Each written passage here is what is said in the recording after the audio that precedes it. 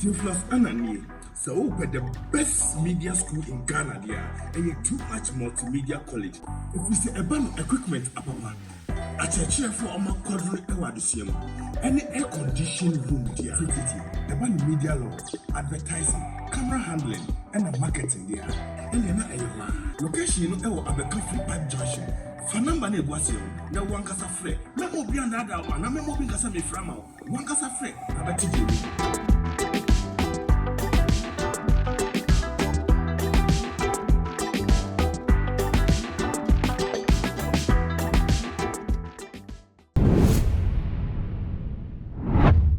Ebusia for mamo akwaba shonko de batuma GHSO na edeyi enzema yesaka a edika enamede ebesumo eye chiayache sofopeni awoda New Life Kingdom International Church anometre Sofo Stephen Akwesi apia dodo na afeno Jesus amofe akwe ensempi owo ewo eye omanyimu sante free the 19th of October ye che no nanka ne busuafo ne chichu ne yere ene lawyer for ma prayer sekwadia so ye beyi no edi efree eye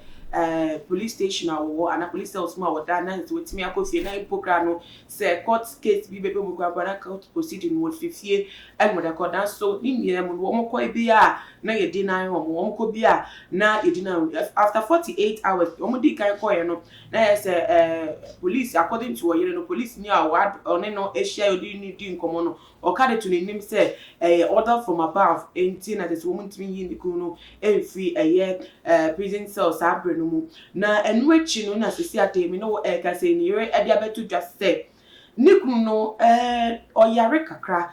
nimpomu ayemre na say nimpomu enye santi wonti ase de nti abesi ne kwan bia so wo mo atry afamra kwan so de kasa del so akobat still na ase de chia wo ma chinikunu mo mpese wo metimi amakwan na wentimi enya bela bebo akwapo na ne ya hwehwem kwapo no nya metimi akoye osafa na nikunu ya bi oyare kanke se kenya reason enough mpa enu nti no wo benya bill ewo ne nsem no enu na wo kata to chi no wo di etu just dey before da wo call police cells so no we say na police for any kata ko so wo check kaka ewo ka emu na wo ya o ma se o benya bill na so onya bill no so mo dia to nim na bra wo te kan ma wo to na ne baba ko a wo de na abaye ma no yete oni papa no ye de no ko bebi nti wo bi se mo se nfa ene mo de no ko no so mo de to nim se wo mo de ne ko fie akoye state oni fie na no kwasem according to oba no wo mo ko oni fie ko hwehwe ne fie ono no ne registered gun bi ewo fie no no mo fa ya mo de edi wo machi edi aba police station a wo mo ba yo se bi se mu dem so mo ma ne bill na so mo ma bill a wo mo de to nim se bill ni de nya ade a ne se be ka se a just court asat na se ahye se obetimi enya bill ansa na bill bi bebe mu a abem na no na za ma manfo kasa se no yere ne ka de na akwete de azo for say no manya new excuse se ba no se o mu eba asem na ye chi o ma wo mu be twitwa adwo mo san se ye be ka ya reverend Isaac Bemba new sem eba ponte de se what na me agrada se ma ka bi photo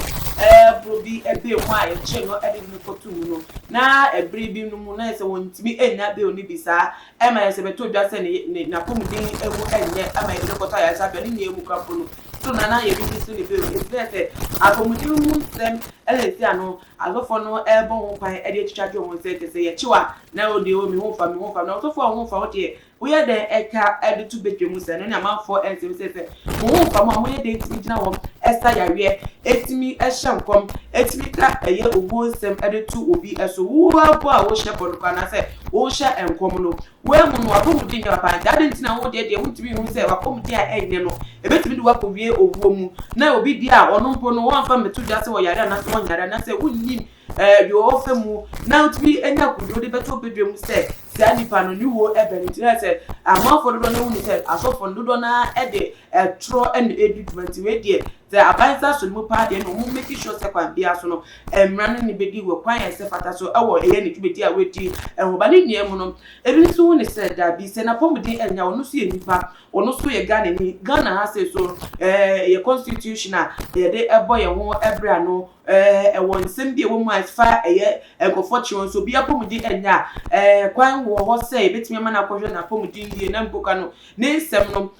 so be fitie se mu nye du so betimi de fifie e de abepie mo kotinti sempo se chances bi wo ho sa wo mo nhwe na pomudi ho nsem no mo empenka na bi obi a wo mo empenfa ma eye wo so fo na ne nua mu no ebi so for de nsem na kwedu de esi apa de na se Ghana ye be chi obi anu so yare nti e ma ne bi na se na new tactics ana se di empa na aba ene yare ene se chi obi a ne chichi asofo mienu a ya chi obo a e fo di tu just wo mu yare nti enye omo na wo mu ko ya na ne na kwan bi so asem na tetele nti ene mo de asem we abetwe mu ana ne mpokura etu a ye kofa wo eye de demo no aye register no osofo odi etu no eye de osofo na kenim se wo mo amu nkyerɛkyerɛ mu no nka nyankopɔn ene bo mo bai ene so mo sa to nipa fo se wo mo nkyerɛ da mo mpaye enfo mo ento nyame so nyankopɔn enti mo ene wo mo busuan no wadɔfo ne wo mo japade ho bai na ade nti no osofo utimi hye nkwan sa kan se bi sa na afede wo sa wo tuo ye ko dem ko hwe asema ba ne ko hwe dem na wo tu ne nti no se tuo registered gun de no de beye wo de bebo wa na tuo de ena nti ena e wo ne dem anase eda ne nche e wo fie se mpokwa no so yan ahobamba ene obi owoni ndie wo dukra mu ena kodbe ma na osofo no so akosua etokra mu nsem ana eno nsem bi se bebra abana no ye de ade eye nsem de ni bi ekire ema no kopie mu okotma ye ekire mu ko ekire ma ye hu se bi nti se associate ana se nti ena no okra eye tu na se yetimi ehunu se na kosi sa brand na se ko ne ya betwe mu ena me de be so mo se wo yare nti na se wo so wo ho adwekire bi ana wo ho asem bi ka bi ana wo de afa ye comment section wo e de asumi na de so a share video we on other social media platforms. But more than follow Tuma GH or Instagram, Twitter so at Tuma GH _ Facebook and Tuma GH. Meeting na ama obisa. Aha, nam din semisi. Nami ya do my best I English at the macram. What's your favorite food here? Fried rice. Fried rice. If you want to eat any food, you have to come to Oseko Munyani Park. You can come and have a taste of their food. It's very nice. I always come here. This is like my 10th time of coming here. Local dishes, Adriani Bia, Adriani Pabediti. Wow, Shanamna. Wele, your my dear BB and MBA do. I had a 7 up here, Bedidi, a cup viral. I would order Johnny. You are bringing it right there at your doorstep. And see a Johnny pay fee. Mumina Johnny Park. Now, Hannah Johnny Papa walk. You were easily gone. Boundary Road, opposite the self-filling station.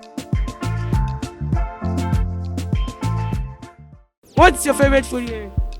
Fried rice. Fried rice. If you